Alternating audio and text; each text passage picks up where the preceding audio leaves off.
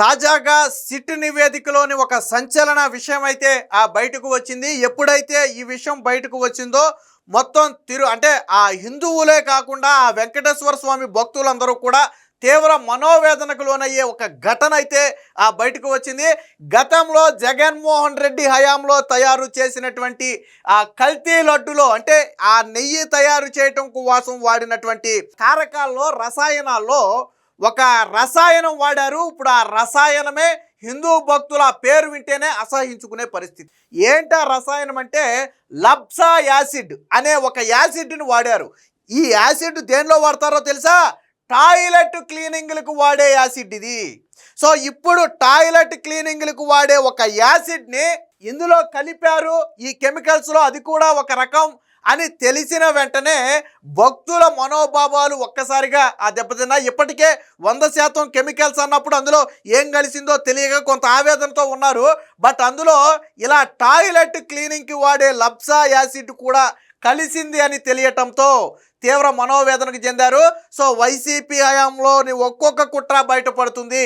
ఆ సిట్ ఇచ్చినటువంటి నివేదికలోని 60వ పేజీలో చాలా స్పష్టంగా రాశారు. అంటే ఏ కెమికల్స్కి ఆర్డర్ ఇచ్చారు అనేది రాశారు. అంటే వాళ్ళు కృత్రిమ నేతిని తయారు చేయడం కోసం కొన్ని రకాల కెమికల్స్ కొన్ని రాష్ట్రాల నుంచి కొనుగోలు చేశారు. కొన్ని కోల్కతా నుంచి కొనుగోలు చేశారు, కొన్ని మహారాష్ట్ర నుంచి కొనుగోలు చేశారు, కొన్ని రాజస్థాన్ నుంచి కొనుగోలు చేశారు. అలా వేరు రాష్ట్రాల నుంచి ఒక్కొక్క ఆ కెమికల్ని తెప్పించి తయారు చేసినటువంటి పదార్థం అది. సో ఏం కలిపారు ఆ కెమికల్స్లో అంటే అందులో ఒక పదార్థమే ఈ లబ్సా యాసిడ్. ఇప్పుడు ఈ లబ్సా యాసిడ్ దేనికి వాడతారు అని సెర్చ్ చేసి చూడగా భయంకరమైనటువంటి నిజాలు వెలుగులోకి వచ్చాయి. అది బాత్రూమ్ క్లీనింగ్కి వాడే యాసిడ్. అంటే మీరు రోజు బాత్రూమ్ క్లీనింగ్కి వాడుకునే యాసిడ్ ఉంటుంది చూసాడు, అది హార్పిక్ కావచ్చు లేదా ఇంకో యాసిడ్ కావచ్చు, ఏదైనా కావచ్చు. అంటే బాత్రూమ్ సింకులు కావచ్చు లేదా ఆ వాష్ బేసిన్లకి సంబంధించినవి కావచ్చు, క్లీన్ చేయటం కోసం వాడే యాసిడ్ని మీరు ప్రసాదంగా తిన్న లడ్డూలో కలిపారు. అంటే మీరు తిన్న లడ్డూలో ఏముందయ్యా అంటే లబ్సా అనే టాయిలెట్ క్లీనింగ్ యాసిడ్ ఉంది. ఎంత దారుణమైన విషయం ఇది! టాయిలెట్ క్లీనింగ్లకు వాడే ఒక యాసిడ్ని స్వామివారి లడ్డూకు వాడారా? ఇది జంతు కొవ్వు కంటే మహాపాపం కదరా దరిద్రులారా! ఇది జంతు కొవ్వు కంటే మహాపాపం. రోజు మనం టాయిలెట్లు క్లీనింగ్ చేసుకునే యాసిడ్ని లడ్డూలో కలిపారా? ఇది నేను చెప్పలా, సిట్ నివేదికలో చెప్తుంది, చాలా స్పష్టంగా చెప్తుంది. దానికి సంబంధించినటువంటి రిపోర్ట్ కూడా ఉంది, ఒకసారి చూడండి. ఇది సిట్ నివేదికలోని 60వ పేజీ, ఎవరైనా చూసుకోవచ్చు. ఆ రిపోర్టును ఎవరైనా వెళ్ళిపోయి చూసుకోవచ్చు. సో ఇందులో చాలా స్పష్టంగా రాశారు చూడండి. So purchasing orders directly throughout WhatsApp to Manish Gupta and Aristo chemicals has supplied lactic acid అనేది ఒకటి, లబ్సా యాసిడ్ ఇది ఇక్కడ చూడండి, అండర్లైన్ చేస్తూ చూడండి, లబ్సా యాసిడ్ ఒకటి, దాంతోపాటు 8900 కేజీలకి సంబంధించి ఇతర ప్రొడక్ట్లు ఆర్డర్ చేశారు. అంటే బల్క్లో ఆర్డర్ చేసినటువంటి వాట్సాప్ ద్వారా ఈ మనీష్ గుప్తా అనే ఒక వ్యక్తికి ఏం ఆర్డర్ ఇచ్చారు అంటే లాక్టిక్ యాసిడ్తో పాటు లబ్సా యాసిడ్ అనేది బల్క్లో ఆర్డర్ ఇచ్చారు. ఎంత ఆర్డర్ ఇచ్చారంటే 8900 కిలోలకు సంబంధించి బల్క్లో ఆర్డర్ ఇచ్చారు. ఏంటి లబ్సా యాసిడ్ అనేది మీరైనా సెర్చ్ చేసి చూడండి. ఈ గూగుల్లో కావచ్చు, చాట్ జీపీటీలో కావచ్చు, లేదా జెమినీలో కావచ్చు, లబ్సా యాసిడ్ అనేది దేనికోసం వాడతారు అని ఒకసారి మీరు సెర్చ్ చేయండి. ఈ వీడియో చూసేటప్పుడే గూగుల్లో ఈ లబ్సా యాసిడ్ అనేది దేనికి వాడతారు అనేది ఒకసారి సెర్చ్ చేయండి. 100కు 100% టాయిలెట్ క్లీనింగ్లకు వాడే ఒక యాసిడ్, టాయిలెట్ క్లీనింగ్లకు వాడే ఒక యాసిడ్. ఆ యాసిడ్ని తిరుమల లడ్డూ తయారీలో కల్తీ నేతి కోసం తెచ్చారు. అంటే వాళ్ళు తయారు చేసిన కృత్రిమ నేతిలో ఈ లబ్సా యాసిడ్ అనేది కూడా ఒకటి. ఎంత దారుణం అంటే చివరికి టాయిలెట్ క్లీనింగ్ యాసిడ్ని కూడా ఇందులో కలిపారు. అంటే ఎంత నీచానికి ఒడిగట్టారు, ఎంత నీచానికి దిగజారారు. భక్తుల మనోభావాలంటే కనీస పరిగణలోకి తీసుకోకుండా మనం టాయిలెట్ క్లీన్ చేసేటప్పుడే ముక్కు మూసుకుని టాయిలెట్ క్లీన్ చేస్తాం కదా, అలాంటిది మీరు ఆ టాయిలెట్ క్లీనింగ్లో వాడే ఒక యాసిడ్ని లడ్డూలో కలిపి ప్రసాదంగా పెట్టారంటే పురుగులు పట్టిపోతారు మీరందరూ. నేను చెప్తున్నా, పురుగులు పట్టిపోతారు. మనం ముక్కు మూసుకుని టాయిలెట్ క్లీనింగ్ చేసే యాసిడ్ని మీరు శ్రీవారి భక్తుల లడ్డూలో కలుపుతారా? మీరు దాన్ని ప్రసాదంగా అందరికీ పెడతారా? 20 కోట్ల లడ్డూలు తయారు చేశారా? దాంతో ప్రపంచవ్యాప్తంగా ఉన్న కోట్లాది మంది భక్తులకు పెట్టారా టాయిలెట్ క్లీనింగ్ యాసిడ్ కలిపినటువంటి లడ్డూని? ఇది జంతు కొవ్వు కంటే మహాపాపం కదరా దరిద్రులారా, జంతు కొవ్వు కంటే దారుణం కదా. మనం ముక్కు మూసుకుని చేసే ఒక పనిలో వాడే యాసిడ్ని తీసుకొచ్చి అందులో కలిపారంటే ఇంతకంటే నీచం ఉంటుందా? పురుగులు పట్టిపోతారు మీరు. జంతు కొవ్వు కంటే దారుణం ఇది. ఇప్పుడు ఎవడు సమాధానం చెప్తాడో చెప్పాలి దీనికి జంతు కొవ్వు లేదు, జంతు కొవ్వు లేదని ఎగిరిపడిన వైసీపీ ఇప్పుడు దీనికి సమాధానం చెప్పాలా. ఏంటి లప్సా యాసిడ్ అనేది చూడండి ఒకసారి, మీరైనా సెట్ చేసుకోవచ్చు, ఇందులో అబద్ధాలు ఏమి లేదు చెప్పేది. So LABSA acid full meaning ఇక్కడ ఇచ్చారు.